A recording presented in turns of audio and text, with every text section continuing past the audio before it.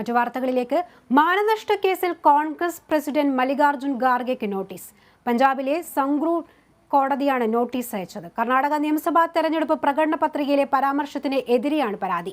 ബജ്രംഗ് ദളിനെ popular front of ഇന്ത്യയുമായി താരതമ്യം ചെയ്തുവെന്നുള്ളതാണ് കേസിന് ആധാരം.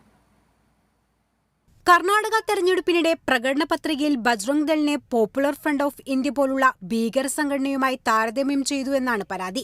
ബജ്രംഗ് ദൾ ഹിന്ദുസ്ഥാൻ എന്ന സംഘടനയുടെ പ്രസിഡന്റും പഞ്ചാബ് സ്വദേശിയുമായ ഹിതേഷ് ഭരദ്വാജാണ് 100 കോടി ആവശ്യപ്പെട്ട് മാനനഷ്ട കേസ് ഫയൽ ചെയ്തത്. കർണാടക നിയമസഭാ തെരഞ്ഞെടുപ്പിലെ കോൺഗ്രസിന്റെ പ്രകടന പത്രികയിൽ ബജ്രംഗ് ദളിനെ രാഷ്ട്രവിരുദ്ധ ശക്തികളായ സിമി, അൽ ഖ്വയ്ദ തുടങ്ങിയവയോട് താരതമ്യം ചെയ്യുന്നുവെന്നും പരാതിയിൽ ചൂണ്ടിക്കാട്ടുന്നു. കേസിൽ ജൂലൈ 10-ന് മല്ലികാർജുൻ ഖാർഗെ ഹാജരാകണമെന്ന് കോടതി നിർദ്ദേശിച്ചിട്ടുണ്ട്. അധികാരത്തിലെത്തിയാൽ പോപ്പുലർ ഫ്രണ്ടിനൊപ്പം വിശ്വ ഹിന്ദു പരിഷത്തിന്റെ യുവജന സംഘടനയായ ബജ്രംഗ് ദളിനെയും നിരോധിക്കുമെന്നായിരുന്നു കർണാടകയിൽ കോൺഗ്രസിന്റെ തെരഞ്ഞെടുപ്പ് വാഗ്ദാനം. ഇത് തെരഞ്ഞെടുപ്പ് വേളയിൽ BJP വലിയ പ്രചാരണ വിഷയമാക്കുകയും ചെയ്തിരുന്നു. National desk, Kerala vision news.